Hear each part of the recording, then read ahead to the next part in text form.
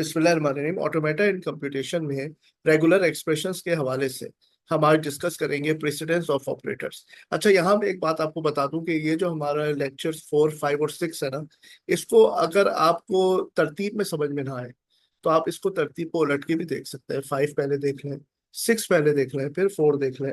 लेकिन 4, 5, 6 जो है ना, ये आपस में मरबूत है। ठीक है। तो हम यहाँ पर अब डिस्कस करने जा रहे हैं precedence of operators used in regular expressions. So precedence of operators like other algebras, the regular expression operators have an assumed order of precedence. algebra में जहां पर हमारे पास मैथमेटिक्स में प्लस मल्टीप्लाई वगैरह यूज होते हैं, तो वहां पर आपको पता है कि बोर्ड मास रूल्स के तहत प्रेसिडेंस होती है।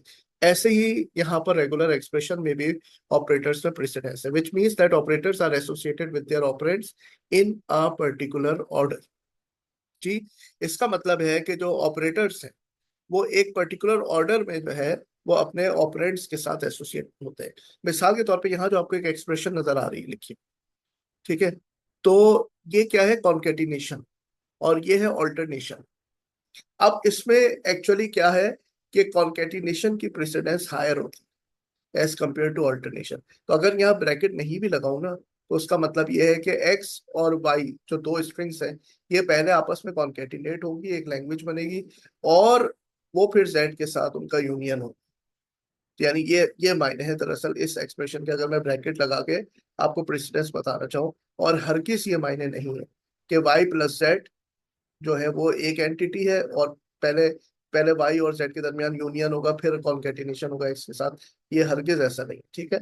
इसके मायने ये है, जैसे मल्टीप्लिकेशन की प्रेसिडेंस हायर होती है मैथमेटिक्स में एज कम्पेयर टू एडिशन, बिल्कुल उसी तरह यहाँ पर कॉन्केटिनेशन की प्रेसिडेंस ज्यादा है एज कम्पेयर टू ऑल्टरनेशन। अच्छा, लेकिन जो ऑपरेटर्स हमने पढ़े हैं रेगुलर एक्सप्रेशन के हवाले से, उसमें आपके पास एक तो है क्लीन क्लोजर, एक है आपके पास कॉन्केटिनेशन, और एक है ऑल्टरनेशन, यानी कि जो हम इसको यूनियन कहते हैं। ठीक है, तो याद रखिएगा कि जो क्लीन क्लोजर है, जिसको हम स्टार ऑपरेटर से रिप्रेजेंट करते हैं, उसकी सबसे ज्यादा precedence. It is applied only to the smallest sequence of symbols to its left. Star जो है वो अपने से करीब तरीन पर जो है वो अप्लाई होगा। यानी ये जो स्टार है ना, ये सिर्फ बी पर अप्लाई। ठीक है, it is applied only to the smallest sequence of symbol to its left. Smallest sequence यानी पूरे ए और बी पर अप्लाई नहीं होगा ये, बल्कि ये खाली बी पर अप्लाई होगा स्टार। इसी तरह से अगर ये ऐसे होता कि बी और ए plus B whole star c, ये स्टार जो है ना, ये अपने लेफ्ट पर स्मॉलेस्ट जो है इसके क्या है, ये पूरी है, ये ब्रैकेट वाली इस पर अप्लाई होगा। नेक्स्ट हमारे पास क्या है? कॉन्केटिनेशन, जिसको हम डॉट की मदद से भी रिप्रेजेंट करते हैं। ठीक है, डॉट की मदद से रिप्रेजेंट करते हैं। After grouping all star, stars के सबसे पहले सॉल्व करने के बाद फिर हम आएंगे कॉन्केटिनेशन को सॉल्व करेंगे। This that is all expressions that are juxtaposed, यानी कि adjacent with no intervening operator are group together. ये तमाम वो एक्सप्रेशंस हैं जो आपस में मिली हुई है, एडजेसेंट है। ठीक है, ये आपस में मिली हुई है, जस्ट अपोज्ड है, विद नो इंटरवीनिंग ऑपरेटर, जिनके बीच में कोई ऑपरेटर नहीं है। जैसे आप ऊपर देखें, ये ए और बी स्टार, ये ए और बी स्टार, यहाँ बीच में कोई ऑपरेटर नजर आ रहा है आपको? नहीं। हम डॉट भी लगा सकते हैं, लेकिन अगर कोई नहीं भी है कोई ऑपरेटर, तो हम उसको क्या समझेंगे? Concatenation. Concatenation is associative, concatenation is associative, but better is to do from left. अच्छा ये है कि आप लेफ्ट साइड से कॉन्केटिनेशन को सॉल्व करें। यानी जो अगर दो कॉन्केटिनेशन आ रही है एक्सप्रेशन में, जैसे यहाँ पे नीचे जो एक्सप्रेशन आपको दी हुई है ये वाली, इसके अंदर बी भी कॉन्केटिनेट हो रहा है ए प्लस बी होल स्टार के साथ, और सी भी हो रहा है। तो पहले बी को सॉल्व कर लें फिर सी को, वैसे कोई मसला नहीं है, एसोसिएटिव है। आप पहले बी और ब्रैकेट को कर लें, या पहले ब्रैकेट और सी को कर लेंगे, अच्छा है कि लेफ्ट से चले।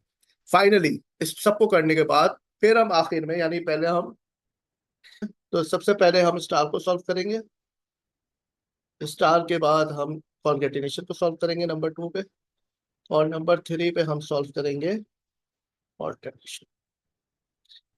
अच्छा जनाब, अब मिसाल के तौर पे यहाँ पे एक एग्जाम्पल हम ले लेते हैं, और आपके पास एक एक्सप्रेशन दी हुई है।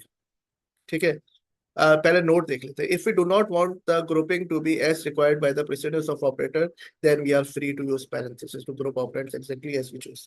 बहुत इंपॉर्टेंट पॉइंट है। अगर हम प्रेसिडेंस के हट के काम करना चाहते हैं अगर हम प्रेसिडेंस से हट के काम करना चाहते हैं, समझ रहे हैं आप मेरी बात? यानी अगर हम ब्रैकेट नहीं लगाएंगे तो क्या होगा, जो नेचुरल प्रेसिडेंस से पहले स्टार फिर कॉन्केटिनेशन फिर ऑल्टरनेशन, ऐसे काम चलेगा। लेकिन अगर हम ये चाह रहे हैं कि नहीं, हम इस ऑर्डर को चेंज करना चाह रहे हैं, तो फिर हम क्या करेंगे, हम ब्रैकेट लगाने में आजाद हैं। We can use the bracket. For example, अगर ये एक्सप्रेशन आपको एक दी हुई है, ये एक्सप्रेशन दी हुई है, तो इसका मतलब क्या है, पहले स्टार सॉल्व होगा, उसके बाद कॉन्केटिनेशन होगी, फिर ऑल्टरनेशन होगी। ये देखें आप, सबसे अंदर क्या है, स्टार फिर कॉन्केटिनेशन। जब ये पूरा मुद्दा सॉल्व हो गया, तब अब ऑल्टरनेशन होगा वन के साथ। ये इसके नेचुरल मायने हैं। लेकिन मैं चाहूँ कि नहीं भाई, मैं ये चाहता हूँ कि स्टार जीरो और वन दोनों पे लगे, जीरो और वन दोनों पे स्टार लगे, और फिर और उसका ऑल्टरनेशन हो वन के साथ। तो अब ये मैं रूल के अलावा ऐसा करना चाह रहा हूँ ना। यानी पहले मैं चाह रहा हूँ कॉन्केटिनेशन हो जाए फिर स्टार हो, तो पहले मैं चाह रहा हूँ कॉन्केटिनेशन हो, फिर क्लोजर लगे, फिर ऑल्टरनेशन हो। तो मैं क्या करूंगा कि मैं पहले कॉन्केटिनेशन करने के लिए ब्रैकेट लगा दूँ, ये दोनों पहले एक हो जाए, फिर स्टार लगेगा, फिर ऑल्टरनेशन। ठीक है, मैं चाह रहा हूँ नहीं भाई, पहले क्लोजर अप्लाई हो, उसके बाद पहले उसका यूनियन हो, उसके बाद कॉन्केटिनेशन हो। तो मैं ब्रैकेट में पहले स्टार को कर दिया, क्लोजर को, और उसके बाद ऑल्टरनेशन, प्लस का साइन जो है यानी कि जो यूनियन को रिप्रेजेंट करता है, और फिर बाद में कॉन्केटिनेशन। ठीक है, लेकिन एक बात याद रखिएगा, अगर आपको नहीं समझ आ रहा है तो सिक्स में आपको बहुत सारी चीजें समझ में आएंगी, क्योंकि हम उसमें तकरीबन लगभग 20 के करीब एग्जाम्पल्स वगैरह करेंगे। ठीक है, तो बिल्कुल परेशान मत होइएगा, और लेक्चर नंबर 6 जरूर आप अटेंड कीजिएगा। ठीक है, ओके जनाब, थैंक यू वेरी मच।